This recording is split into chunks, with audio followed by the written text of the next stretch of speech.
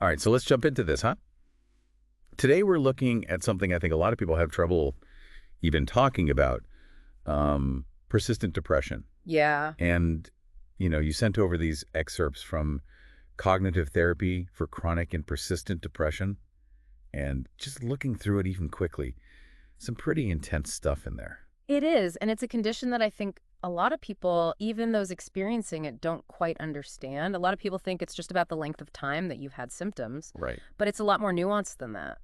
Yeah, that's what really stood out to me reading this was how much emphasis they put on how someone responds to treatment in the past as being a key part of it. It's Exactly. not just about time, it's about how ingrained those patterns have become. Exactly. You can have two people that, meet the criteria for chronic depression, but their treatment history and what that means for their future could look completely different. Yeah. It really makes you wonder, if treatment resistance is such a factor, what does that actually say about the nature of this specific type of depression? It's almost like having a chronic physical illness Right. where some people respond to, the standard approaches and other people need something much more tailored to their situation. Yeah. And then the source throws in this whole concept of double depression, which just sounds Heavy. Yeah. heavy. Yeah. Yeah. It is a complex presentation to think about. It is. So imagine, if you will, someone who is already living with what we call dysthymic disorder. So this kind of chronic low mood. And then on top of that, they experience these major depressive episodes. Yeah. So it's not just persistent, but it's fluctuating in intensity too. Yeah, that really paints a picture of how relentless this could feel for someone, Yeah, right? yeah. Where you're always dealing with this baseline of depression, but then it can spike even further down. Yeah. I'm also curious about the impact beyond just the individual. The book doesn't shy away from the human cost, does it? No, it really emphasizes, persistent depression impacts everyone. Yeah. Families, friends, work life. There's this one statistic I remember. The level of disability caused by persistent depression can actually be more severe than some chronic medical conditions. Wow. That's really eye-opening. Yeah. Because we tend to think of depression as something you can just snap out of, Right. but the source is painting a very different picture. Mm-hmm. And one thing that really resonated with me was the focus on social withdrawal. Yeah. It's not just a symptom. It becomes this vicious cycle, right? Absolutely. As depression persists, people tend to withdraw more and more, which then leads to this loneliness, which just feeds back into the depression. Right. It's a trap I think a lot of people fall into, and it's very hard to break free. Yeah. So you start isolating because you're depressed, but then the isolation itself makes you even more depressed. Exactly. To understand how someone gets caught in this cycle, the book goes into what it calls the cognitive model of persistent depression. Yeah, and this is where I think it starts to get really interesting.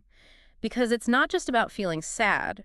It's about how our thoughts and feelings and actions all work together to keep us feeling stuck. Yeah. And they lay out this concept of what they call the chronic cognitive triad. I love that they call it a triad. Makes it sound almost ominous. It does, yeah. And from what I gather, it's basically this trifecta of low self-esteem, helplessness, and hopelessness. How do those three kind of play off of each other? So think of it like a tangled knot. Okay. Low self-esteem is whispering in your ear, you're not good enough. And that feeds into helplessness, the feeling that nothing you do can change anything. Okay. And then hopelessness comes along and slams the door shut, saying, things will never get better. So it's this like downward spiral that just keeps dragging you further and further down. Exactly. And the source makes a point of saying these aren't just fleeting negative thoughts. They're these core beliefs that become part of your identity almost. Right, exactly. They're so deeply ingrained and shape how you see yourself, the world, even your own emotions. You start filtering information through this lens of negativity, even when evidence to the contrary exists. So it's not just that you have these negative beliefs, but they actively influence how you interpret every experience. Exactly. That makes me wonder about the origins of these beliefs. Does the book talk about where they come from? It does. It suggests that these beliefs are often rooted in our early life experiences. Okay. So imagine, growing up in an environment where you're constantly criticized or you're held to these really rigid or impossible standards. Right. You might start to develop this core belief that you're inherently flawed or incapable. That makes so much sense, right? Yeah. If that's the message you receive early on, it becomes your default setting almost. Exactly. And what's even more interesting, the book argues that these beliefs don't just sit there passively. They actually influence how we see the world through what they call cognitive biases. Wait, cognitive biases? Yeah. That sounds super technical. break that down for me, and for our listener, of course. What do they have to do with persistent depression? So think of cognitive biases as mental shortcuts Okay. that distort your perception to fit your existing beliefs. Okay. So let's say you have this belief that you're unlovable. Yeah.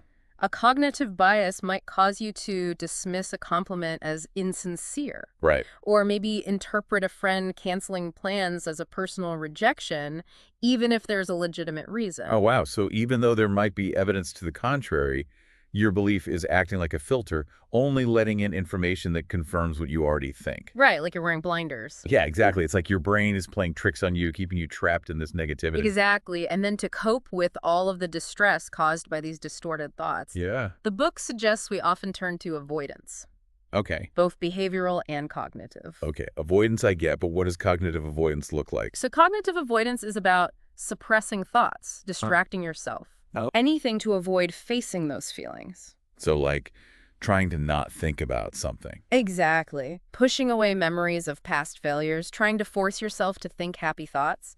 But the problem is... It only provides temporary relief, right? Exactly. It's like trying to hold a beach ball underwater. Mm-hmm. You can keep it down there for a while, but eventually it's going to pop back up with even more force. Exactly, and all these forms of avoidance, Right. whether it's us physically removing ourselves from situations or mentally suppressing our thoughts and emotions, it ultimately contributes to keeping the depression going. So we're starting to see how all these different pieces fit together, but what are the implications for treatment? Yeah. How do you help someone who's caught in this web of negative beliefs and biases and avoidance? That's what we're going to explore next. Okay. The book goes into detail about all the different therapeutic approaches that are designed to help kind of unravel this tangled knot. What stands out to you so far? What are you most curious to learn more about? Well, I'm really interested to see how they address this idea of changing those deep-rooted beliefs. Because, we've talked about recognizing them, Mm-hmm. but how do you actually shift something that feels so fundamental to who you are? Exactly. And that's one of the biggest challenges in treating persistent depression. Yeah. So let's dive into that next. All right, let's do it. Yeah, welcome back. Picking up where we left off, one of the things I think is so challenging about treating persistent depression is actually helping people shift those really deep beliefs Mm-hmm. that are kind of fueling it, right? It's one thing to start to notice those negative thought patterns, but changing those fundamental beliefs that feel so true to us, that's a whole other level. Yeah, it's like they've become part of the foundation of who you are, almost. Right. And I can only imagine how daunting it must feel to try and change something so fundamental. It is. It's almost like you're questioning your own reality in a way.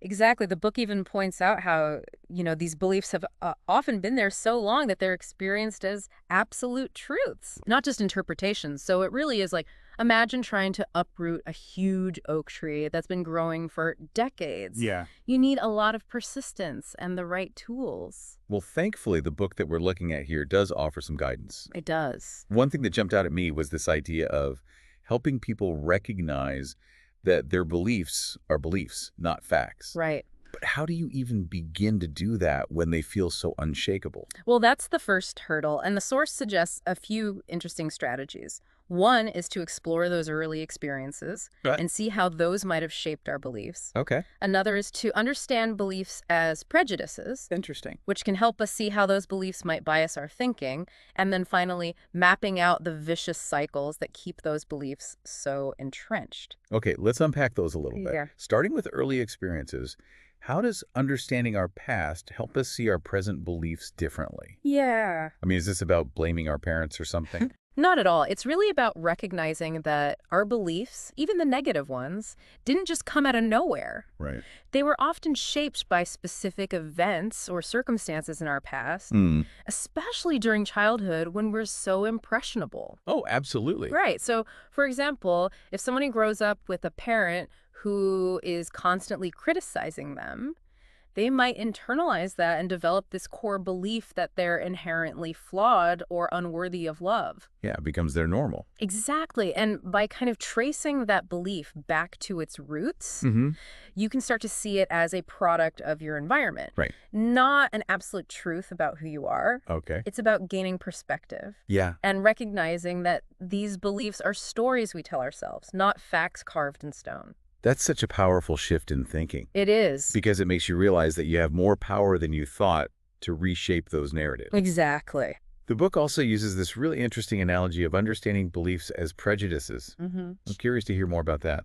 Yeah, this one really resonated with me because I think it helps us see how even the beliefs that we hold dear can actually distort how we perceive information, Right. just like prejudices do. Okay, I'm intrigued. Give me an example. Yeah, so imagine someone who has this core belief that they're unlovable. Yeah. That belief might lead them to interpret a friend canceling plans as a personal rejection, Right. even if there was a totally legitimate reason.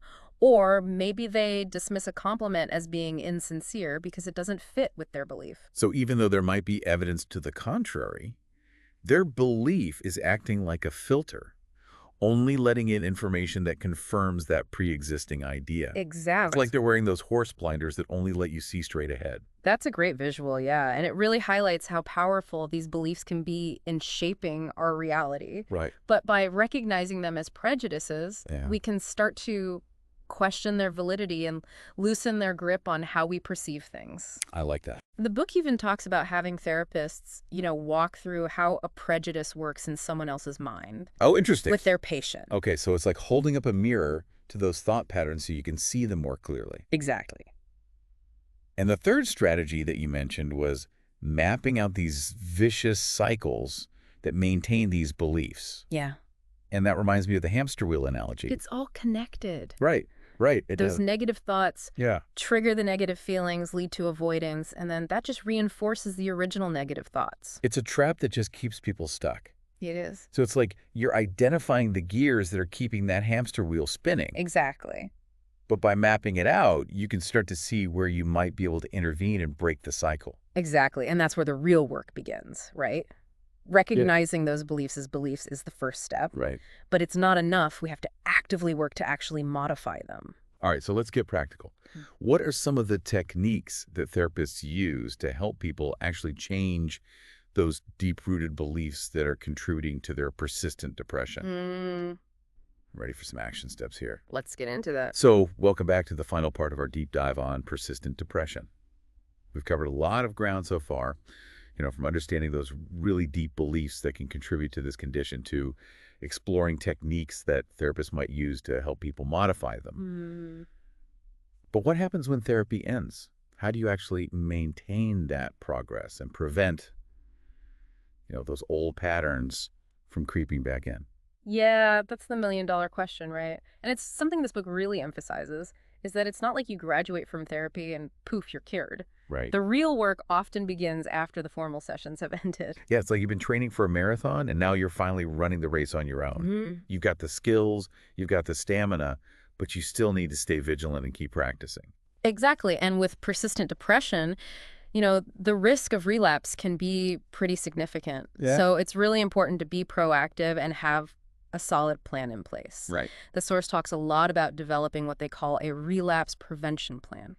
Okay, a relapse prevention plan. Where do you even start with something like that? I'm picturing, a big binder with color-coded tabs and... It doesn't have to be that complicated. The first step is really learning to recognize those early warning signs of a potential relapse. Yeah. The book compares it to having a weather vane that alerts you to the changing winds. Okay, so what are some of the warning signs that people should be on the lookout for? Yeah. Because I'm guessing it's not just about feeling, a little bit down every now and then. Right. It's about noticing those subtle shifts in your mood, your thoughts, your behaviors that might indicate that a dip is coming. So things like changes in your sleep patterns, Okay. increased fatigue, maybe withdrawing from activities that you used to enjoy, or those negative thoughts starting to creep back in. So it's like catching a cold before it turns into full-blown pneumonia.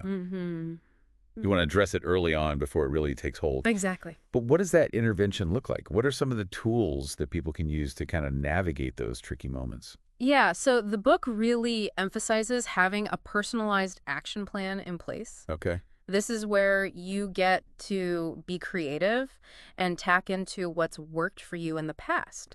It might include reaching out to your therapist, a trusted friend, engaging in those self-care activities that boost your mood, or practicing those cognitive restructuring techniques to True. challenge those negative thoughts. So it's like having a mental health first aid kit that you can grab whenever you feel yourself starting to slip. Exactly. But it's not just about managing symptoms in the moment, right? Right, right. The source also talks about addressing those kind of underlying vulnerabilities Mm-hmm. that contribute to persistent depression in the first place. That's such a key point. Yeah, it's about tackling those root causes, Right. not just putting Band-Aids on the symptoms. Yeah. So this might mean continuing to work on modifying those deep-seated beliefs, even after formal therapy has ended. So it's a lifelong journey of self-discovery and growth, almost. It is. And I love that the book encourages people to develop what it calls a self-therapy plan. Mm-hmm. What does that entail? Does everyone need to become an armchair therapist? Not quite. It's really about taking ownership of your mental health Okay. and creating a personalized plan for navigating those inevitable ups and downs. Okay. So this might involve things like keeping a thought journal to track those negative thought patterns, All right. or practicing mindfulness or meditation to cultivate a sense of calm and presence. So it's about becoming your own mental health advocate, almost equipped with the tools and the knowledge to really manage your well-being. And I imagine this also involves seeking support when needed, even if it's not necessarily from a therapist. Absolutely, no one has to do this alone. Right. Staying connected with supportive friends and family, joining a support group, even finding online communities where you can connect with others who understand what you're going through. Yeah. Those can all be so invaluable. So as we wrap up this deep dive into persistent depression, what's the most important message you want to leave our listener with? I think if I had to choose one, it would be this: never underestimate the power of hope. Persistent depression is a challenging condition, but it doesn't have to define you. There are effective treatments available, and with the right support and a commitment to self-care, you can create a life that is rich, meaningful, and full of possibility. That's a really powerful message, and I think it really captures the spirit of this entire deep dive. Knowledge is power. It is. And by understanding this condition, we can start to reclaim our lives and build a brighter future. Thanks for taking this journey with us. Thanks for having me.